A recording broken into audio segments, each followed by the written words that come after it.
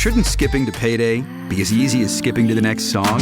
Introducing MyPay from Chime. Get up to $500 of your pay before payday. Get paid when you save with MyPay. Start at Chime.com. Eligibility requirements apply. Credit limits range from $20 to $500. Provided by the Bancorp Bank N.A. and Stride Bank N.A. The goal is always to find some way to interrupt a pattern, because it's the patterns, it's the stuck, it's that rigidity that keeps us in places. And oftentimes when your kid is stuck, when they're being rigid, when they're digging their heels in, we do more of the same. Human beings like to do that. We just ramp up the strategy. So we're doing it more of it. We're doing it louder. We're doing it with more insistence. And so if you can get them out of the pattern, and I love that idea of movement and playfulness and silliness, because we're trying to unhook. We're trying to disrupt the pattern. Welcome to Season 7 of Flusterclux with Lynn Lyons, where we'll talk about managing anxiety and all the other emotions too. We tackle the serious stuff without being too serious. I'm your co-host, Robin. I'm Lynn's sister-in-law, and I'm here to ask your questions. And I'm Lynn Lyons. I'm an anxiety expert, speaker, mom, and author. I've been a therapist for 35 years. Parenting can be a flusterclux, and I'm here to help you find your way. I'll tell you what to do and what to say.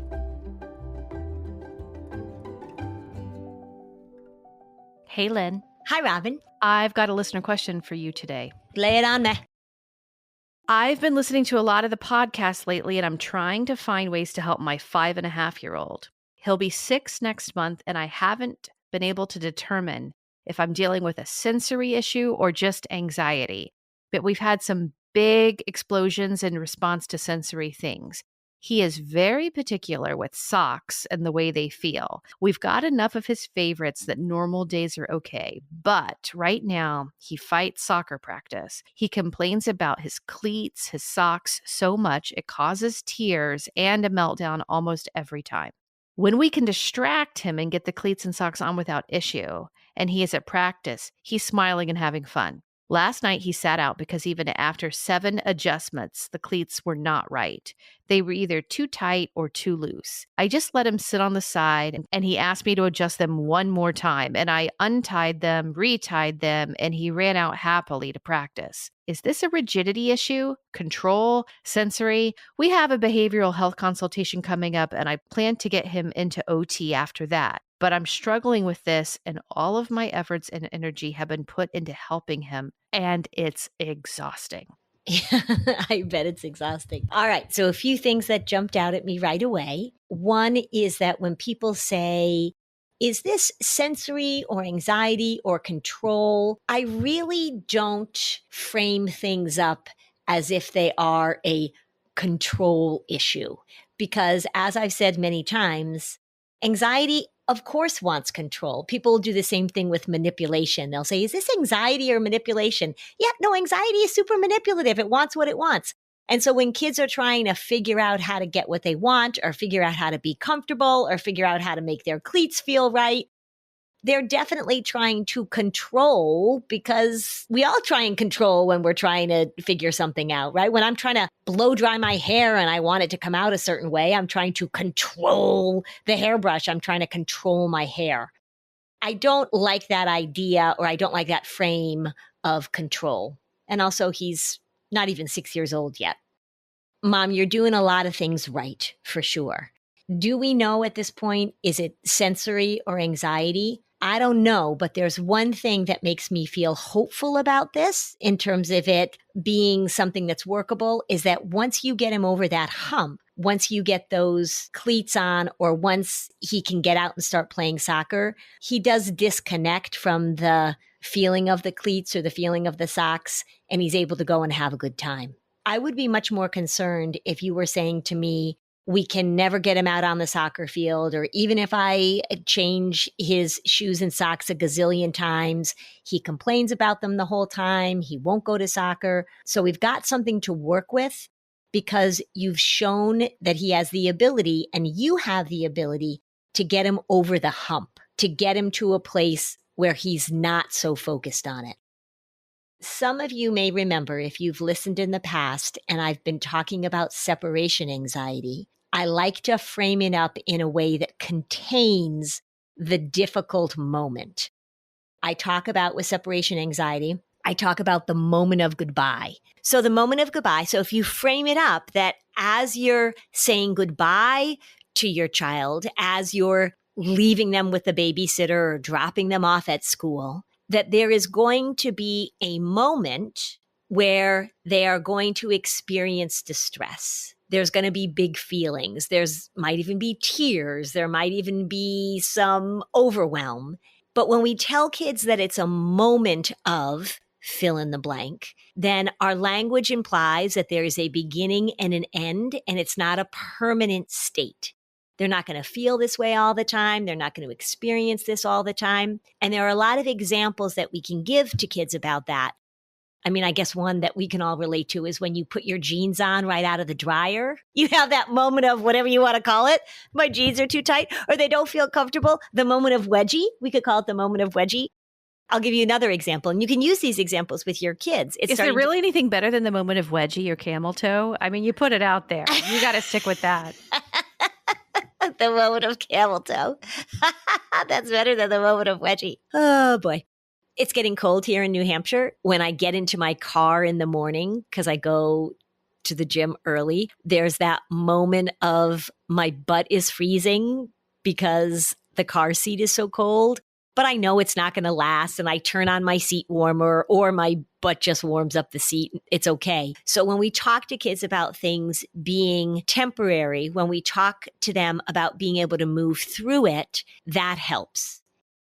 With this little guy, I think you've done a good job. Say he does have some sensory stuff. You ask, is it a rigidity issue? Yeah, anxiety is generally a rigidity issue, and sensory stuff, their systems get overwhelmed. You've done a good job of saying to him, we're going to find the socks that work, because if you have somebody who has sensory issues, and we don't even have to say that they have a disorder, they're just somebody who's a little sensitive to things. It is okay to find socks that feel comfortable. It's okay for your child to wear clothes that don't have a tag. You don't have to force somebody to wear a wool sweater if wool feels itchy to them. It's okay for them to be comfortable in their clothing. When it gets to the point where you feel like you're making a ton of adjustments and it's not quite right, this comes up a lot with kids, more so with girls because we do more stuff to girls' hair, but with ponytails, the way the ponytail feels, the way a hat feels, the way barrettes feel. It happens with kids when they get braces. And so you go and get your braces adjusted and it feels really uncomfortable for a little while, or they get one of those hideous palate expanders. So there are a lot of examples in which kids experience discomfort, and we don't want them to, of course, but sometimes in order to play soccer, you have to wear your cleats. In order to have your teeth straight, you got to put on your elastic bands with your braces. But giving him language that helps him and you acknowledge that this is a real discomfort that he's feeling, but that you know and he knows that once he gets moving with it, he's going to be able to get through it, is a really good way to frame it up. So the language that we use, I wouldn't necessarily use this with a 6-year-old, might be a little too sophisticated. But what you focus on, you amplify. When you've got a kid who gets focused on something in that sensory way, giving them permission and sort of predicting for them that it's going to grab their attention for a little bit, and then their body is going to figure it out and they're going to settle in and they're going to get more involved with whatever is externally around them, is a really helpful frame. The reason it's also a helpful frame is because our brains are very amenable to suggestion. And when we tell kids that the discomfort will last for a little while, but as soon as they start enjoying soccer, the enjoyment will be more powerful than the socks or the cleats, they will believe us. You say it matter-of-factly. You tell a child, you can tell your son, we know that you're sensitive to this, and so we're going to make some adjustments and do what we can. You say, you use that line, this is what I know about you. As soon as you start playing soccer, as soon as you get involved with something that you really enjoy and is really fun, your brain stops paying attention to your socks and starts paying attention to the soccer ball and to running and playing. We'll be right back. This show is sponsored by Liquid IV. Lynn, I know you're not a fan of the holiday season. I know. I try. It is a very busy time, and we're always rushing around trying to get additional tasks done. So I get Mhm. that. But you know what we both love? Liquid IV. We do. Whether you forget to take a sip of water during the office holiday party, or you start feeling parched after a long day of travel or hosting, Or shopping. keep Liquid IV on hand to stay hydrated through the holidays. I take it to work out, but I'm just drinking it all day long. I have said this before, everybody. I don't really like to drink water. I love drinking Liquid IV. I am getting so much more hydration because it's sitting in my refrigerator waiting for me. I like the sugar-free lemon lime Liquid IV. I also love Yes. the peach sugar-free. It does taste fabulous. 1 stick and 16 ounces of water hydrates better than water alone. It's powered by LIV Hydroscience, an optimized ratio of electrolytes, essential vitamins, and clinically tested nutrients that turn ordinary water into extraordinary hydration. And it's always non-GMO, vegan, gluten-free, dairy-free, and soy-free. Stay hydrated through the holidays with Liquid IV. Get 20% off your first order of Liquid IV when you go to liquidiv.com and use code FLUSTER at checkout. That's 20% off your first order when you shop Better Hydration today using promo code FLUSTER at liquidiv.com. Lumen is the world's first handheld metabolic coach. It's a device that measures your metabolism through your breath. And on the app, it lets you know if you're burning fat or carbs and gives you tailored guidance to improve your nutrition, workouts, sleep, and even stress management. All you have to do is breathe into your Lumen first thing in the morning, and you'll know what's going on with your metabolism, whether you're burning mostly fat or carbs. And then Lumen gives you a personalized nutrition plan for that day based on your measurements. Your metabolism is your body's engine, and it's how your body turns the food you eat into the fuel that keeps you going. Because your metabolism is at the center of everything your body does, optimal metabolic health translates into a bunch of benefits, including easier weight management, improved energy levels, better fitness results, and better sleep. With Lumen, you can get real-time helpful recommendations that will improve your metabolic health. It can help you track your cycle. So if you're dealing with the onset of menopause or you want to adjust your recommendations based on your own cycle, you can do it. It helps you keep your energy up and it staves off those cravings. So if you want to stay on track with your health this holiday season, go to lumen.me/fluster to get 15% off your Lumen. That's lumen.me/fluster for 15% off your purchase. Lumen makes a great gift too. Thank you, Lumen, for sponsoring this episode. This message is sponsored by Greenlight. As your kids get older, some things about parenting definitely get easier. My boys know how to cook now, but when they were teenagers and young adults, it was so important for us to have conversations about money. Kids don't really know how to manage money until they're actually in charge of it. And this is why practice and using Greenlight can really help. Greenlight's a debit card and a money app made for families. Parents can send money to their kids and keep an eye on the kids' spending and saving, and while kids and teens build money confidence and lifelong financial literacy skills. The Greenlight app shows kids how to save, invest, and spend wisely thanks to games that teach money skills in a fun and accessible way. Greenlight app also includes the chores feature, where you can set up one-time or recurring chores customized to your family's needs. And you can reward kids with an allowance for a job well done. I just like how much more it holds me accountable to paying my kids for their chores, and they know if they're going to get paid, they're so much more willing to do it. So it's a win-win for our household. It's really about teaching cause and effect, making a connection between doing something and getting the reward, and then thinking about how you want to spend the reward responsibly. It's just great to give these kids opportunities so that they know what their money is going to and they know how it all works. Millions of parents and kids are learning about money on Greenlight. It's the easy, convenient way for parents to raise financially smart kids and families to navigate life together. So sign up for Greenlight today at greenlight.com/fluster. That's greenlight.com/fluster to try Greenlight today. Greenlight.com/fluster.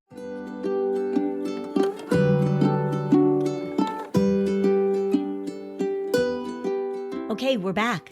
Lynn, as you describe this situation with sensory, I couldn't help but think about it's about also being uncomfortable with a physical sensation, because you mentioned all these great examples, versus being uncomfortable with an emotion that you have, right? But it's still like avoiding that discomfort, which is anxiety specialty. You've had a lot of clients have these different types of triggers over the years in practice. So what are some strategies that work outside of the cleats? Because why don't you say it in a different way? Because what we always encounter is people will say, thank you for helping me with this situation with my son's black cleats and blue socks. Can you please give me advice on his black cleats and his green socks? Yeah, right. It's about extracting what you're saying and figuring out how to apply it to your kid's trigger. Give them a little more practice. Okay. I always like to take it up to process. I always like to go up rather than staying in the content. What I would say, I mean, this is the language that I would use, and I'll give some other examples too, but this is the language that I would use for the cleats and the socks. I would say, hey, buddy, we know that your feet like socks to feel a certain way. And we know that your feet like your cleats to feel a certain way. And you can use the Goldilocks and the Three Bears analogy. If he hasn't read that book, I would have him read that book with you as a fun way to sort of talk about this. And that sometimes we're just looking for things to feel just right.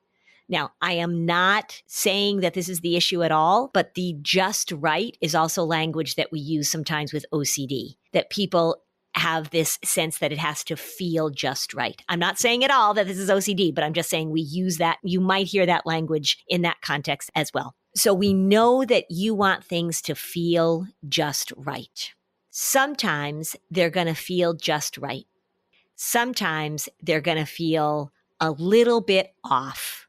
Sometimes they're going to feel really bad.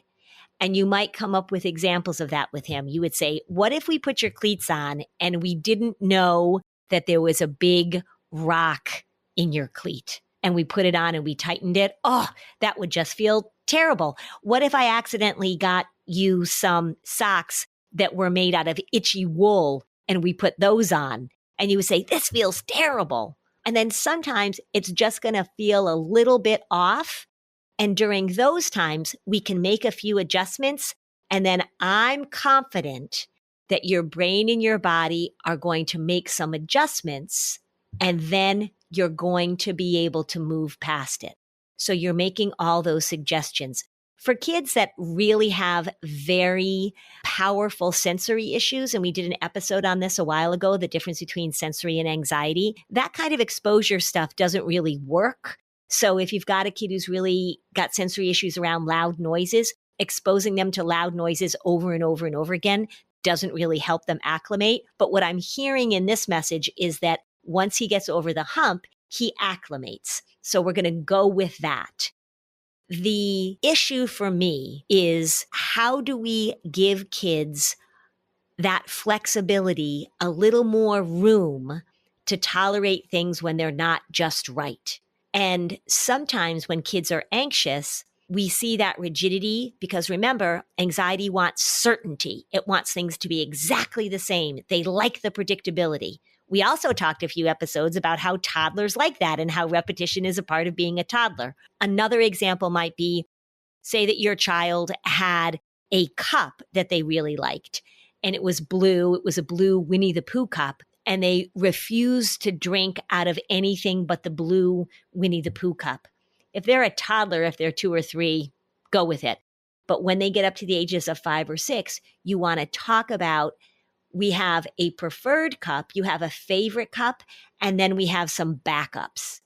You might even do that with clothes. We've got your favorite shirt, and then we have some backups. We've got your favorite sneakers, and then we have a backup pair.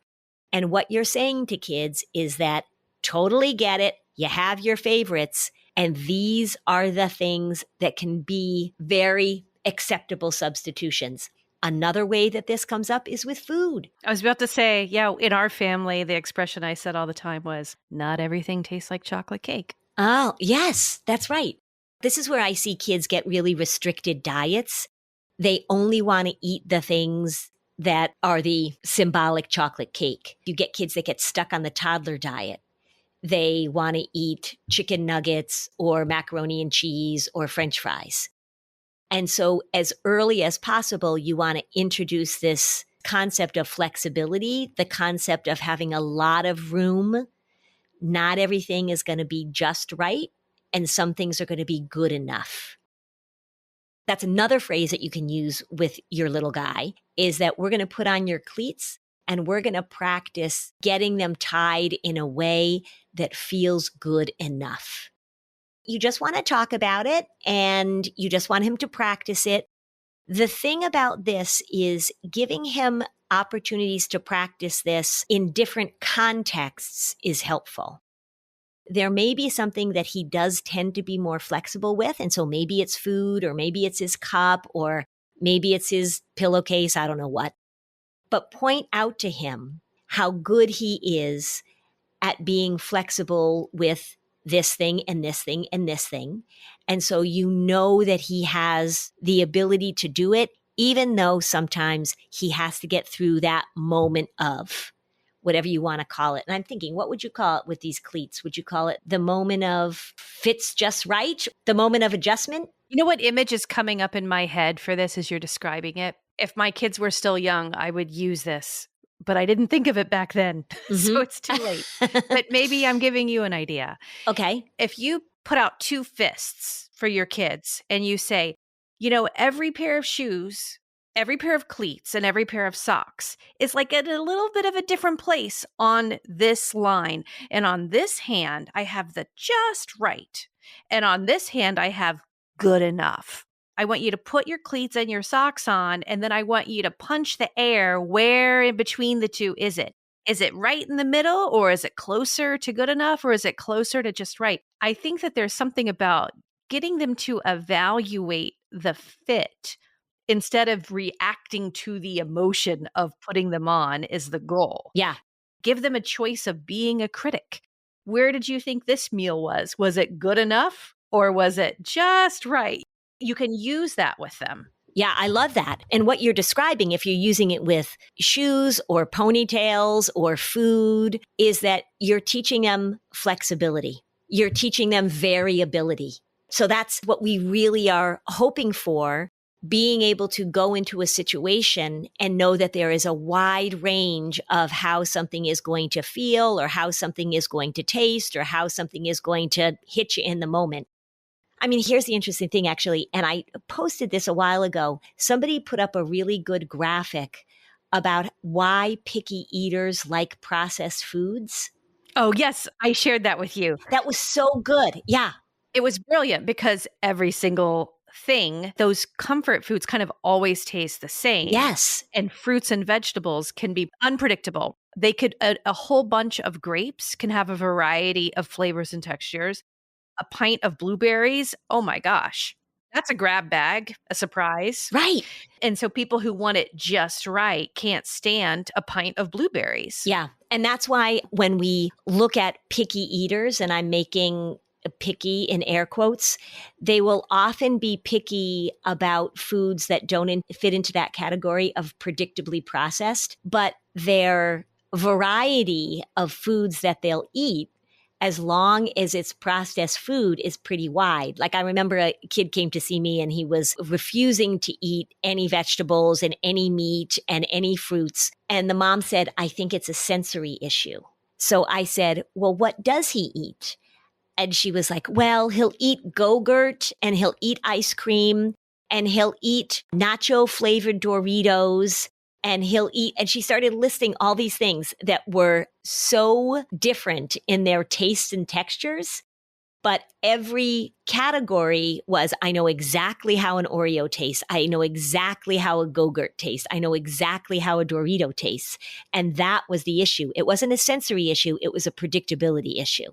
And so that's another great exercise to do, and another great way to help your child learn this flexibility thing is to get a pint of strawberries or a pint of blueberries. Or even if you go to the bakery, we go to this great bakery in Concord. It's just amazing. But not every almond croissant tastes exactly the same. So yeah, I love that. You could do it with clothes. You can do it with ponytails. You can put a ponytail high and a ponytail low.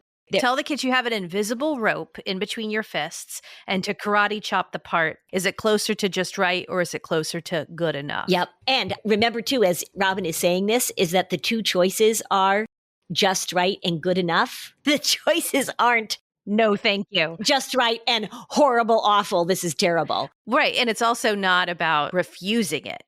You got to do it. It's sucking it up and doing it or wearing it or eating it. Not everything tastes like chocolate cake. Mm-hmm. Even Mom, as you're putting on his socks and cleats, you might even say, so we've got your favorite socks here. So we know that these socks are either going to be just right or good enough. And I wouldn't buy you terrible socks made out of porcupine quills, or I wouldn't buy you socks made out of whatever you come up with. And your cleats, we know that the cleats are either going to feel just right or good enough. And I wouldn't put cleats on you if somebody stuck a marble in it or if we filled it up with sand.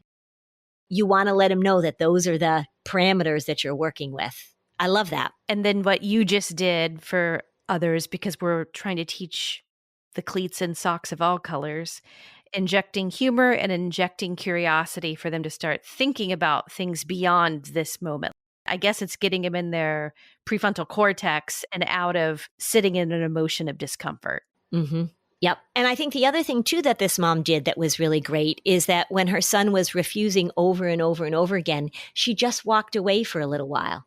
She just let him sit there. So it doesn't sound, she may have been super frustrated, but she gave him some space and then she came back, and that's going to conserve her energy too. It is okay if he is sitting there on the sidelines and he is feeling miserable and he won't put his cleats on. I'm sure as a mom, you're thinking, oh gosh, I just want him to get out there and play because I know he's going to have fun. And you could even make that suggestion. You can say, oh, as soon as we get those cleats on and they feel somewhere around just right or good enough, I can't wait to see you running around and playing and having a good time like you did last time. I'm going to take this a step further. I've learned about moving your body and play and all of these tools that you talk about that you can apply to every situation. What if this mom instead said, okay, here's the deal. I'm going to have this invisible rope and you have to karate chop where it fits after we do 20 seconds of silly dancing, and then we will know the answer. Don't tell them to make that judgment right away. Tell him that he has to move his body a little bit, think of something silly or funny or whatever else, so that then he gets to share his assessment or something. Because if it's silly enough, and if it's playful enough, and the mom is able to meet him in that playful space or encourage him to come there, that's also going to help with that. This is uncomfortable. Mm-hmm. I love that. Yep. Do some silly dancing. You could say, let's do 3 somersaults or let's do a bunch of jumping jacks, whatever it is that you're going to do.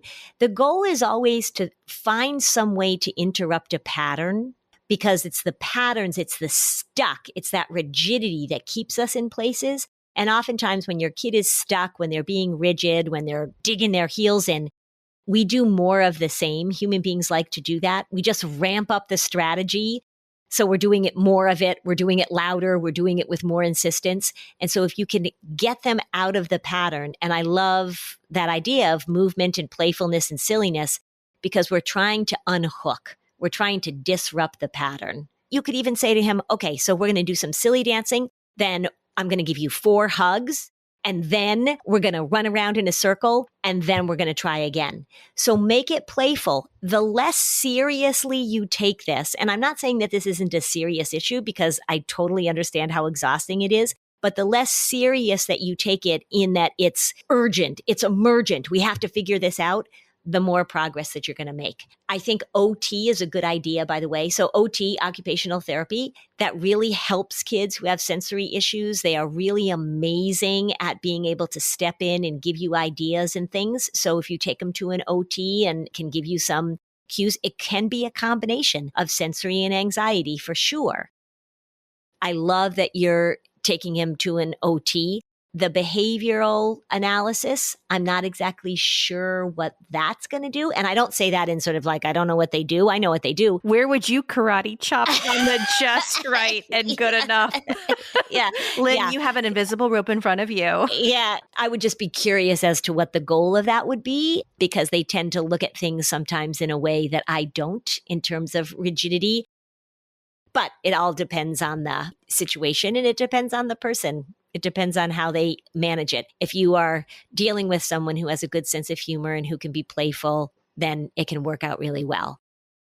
I always empower parents to hold practitioners to high standards. I want parents to take their kids to see people that know what they're doing. And if you are taking your child to somebody and you're thinking, this doesn't really seem to be very helpful, or I'm not sure that I would do this, or I'm not really getting the information I need to help, then please, please, please feel I'm giving you permission to assert yourself, because it's really, really important. We'll be right back.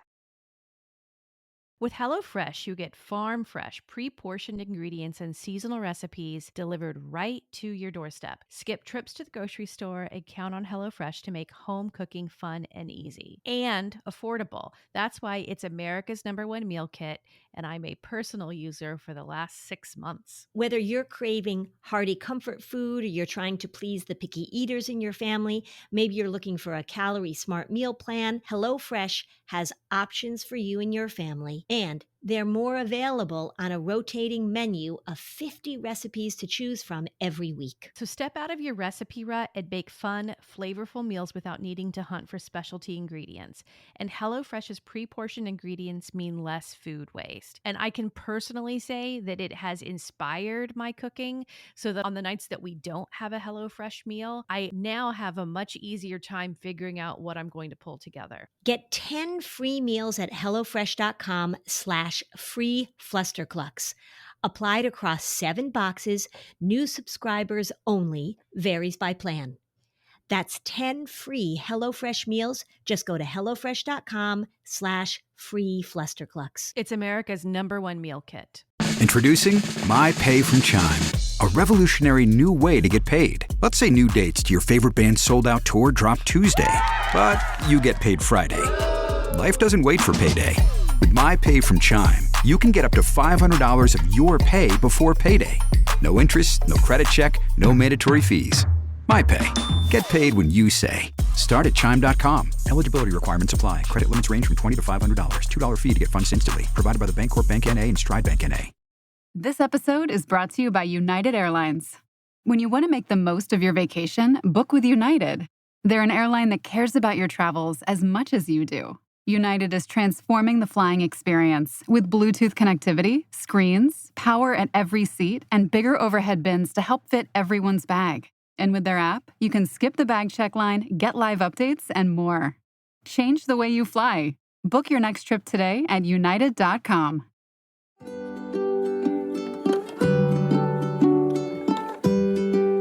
Okay, so now back to the show. Lynn, maybe you could say one thing that comes up with me is that I have a lot of compassion for how exhausted this mom is sort of dealing with this issue, because she has the practice. She dreads it, I'm sure. And she sort of is like getting ready for a fight. Mm-hmm. So in general, when you're working with families and you're giving strategies to try, and the parents have a history with these circumstances, it's hard to cleanse your memory of this, but it's kind of important to bring a new energy. So how do you do that? Well, so I say exactly what you just said, which you said very well, is that I know you have a history with this. So you're coming in ready for a fight. You're anticipating this is going to be a problem. Your body might be tightening up a little bit. Your voice might be tightening up a little bit. Do a little check, do a little inventory of how things are. And it is totally fine, parents, when you're trying to change up a pattern or when you're dealing with a behavior that has exhausted you. It is totally fine for you to fake it. When you're stepping into a situation where you're trying something new and your hopes are either really high because you want to find a solution, or you're like, I don't think this is going to work either. It's okay. I want you to fake optimism. I want you to fake it. And I also want you to treat it as an experiment, because when you're learning something new, it really is practice. And sometimes it's going to go really well, and sometimes it's not going to go really well. One of the things you want to stay away from is this notion that I get from kids a lot, not so much parents, but I hear from kids a lot, is like, yeah, I tried that and it didn't work. So if we had that attitude about playing the trumpet, if we had that attitude about learning how to hit a tennis ball, if we had that attitude about wallpapering your bathroom, we wouldn't get anything done. So treat it as practice and an experiment. Remember that the brain learns experientially. So the more that you do it, the more that you step into it, the more opportunities you give yourself and your kids to practice, the better off that it's going to go. I also think it is enormously helpful for you to come up with some sort of metaphor or analogy or similar situation that you know your kid doesn't have a problem with. One of the questions that I ask kids all the time is, what's something that you don't worry about that a lot of other kids do worry about? I was just talking to a young woman who has a fear of vomiting. And I asked her, I was just meeting her, and I asked her, what's something that you don't worry about that a lot of other people do worry about? And she said, roller coasters. I love roller coasters, which is interesting for somebody who has a fear of vomiting to love roller coasters, right? Isn't that interesting? What you want to do is you want to say to them, hey, I heard about this other kid, or I heard about this other story, or I was talking to another friend who, give an example of a situation in which the content is different, but the process is the same, and model curiosity, model that you're going to practice this, and go into it with, if needed, a fake optimism, a fake hopefulness, and see where that gets you. The other cheat thing too, parents, if you're dealing with this, is say that you have a particular candy that you really love, like say you're a big Tootsie Roll fan or a Jelly Bean fan, put one in your pocket. And as you go into the situation, know that after you get through it, you've got this Tootsie Roll in your pocket and you're going to reward yourself. Sometimes, I know it sounds silly, but sometimes just having that little thing to look forward to is enough to unhook your brain a little bit and change your attitude as you're going in. Could be you say like, all right, when I get this kid on the soccer field, I'm going to check Instagram because I like looking at this or whatever. Give yourself something to look forward to when you get through it, because it really is helpful for us to feel like we get rewarded for our efforts, and make it silly. I think the way that I would think of it, I mean, go for the jelly bean or the Tootsie Roll or whatever, but also tell a friend or a relative or your partner that you have a new strategy and that you might involve this whole like invisible rope and the karate chop as a new strategy. And then know that and tell them that they have to ask you how it went afterwards so that you know you're going to participate in it too. So that you are also remembering that you are parenting within a village and an ecosystem and people have your back. Yeah. Well, and this is an example of tightrope parenting versus Golden Gate Bridge parenting. I think you have to explain that. I know what you mean. I was gonna. Yeah. So tightrope parenting is that you've got this thing that you feel like you need to help your kids with, or you've got this problem you need to solve. You've got to get the cleats on. You got to get into soccer practice. And we parent as if we're walking a tightrope. And if we take one wrong step, we're just plummeting, right? It's so exact. And there's the rigidity. I want it to be Golden Gate parenting. The Golden Gate Bridge is very big. It's very wide. It still has boundaries on either side. We don't want cars just careening off the bridge, but give yourself some space and room. Give yourself the opportunity to practice. Take the pressure off yourself. I know it's hard. You said she's had some big explosions recently and she's putting all her energy into this. This is practice. This is an experiment. Bring some playfulness, bring some silliness. Bring a lot of hugs and give yourself a break.